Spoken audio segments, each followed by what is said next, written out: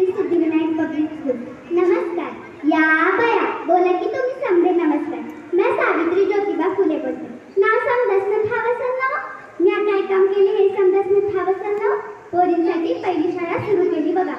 महालेखनी म्हणतो माझी मान आहे। अवलई मोठी मोठी काम केली बघा। समजा तुम्हाला ठावसन पण म्या माझी कहाणी सांगते ते नीट धरून ऐका। महाबाप पाटील होता। नायगाव माझं माहेर खंडोजी नरसे पाटलाची पोर होती ना।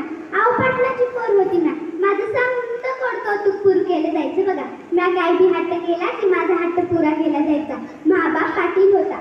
समजा पंचकृषीत माझ्या बापाचा नावाचा दबदबा होता बघा।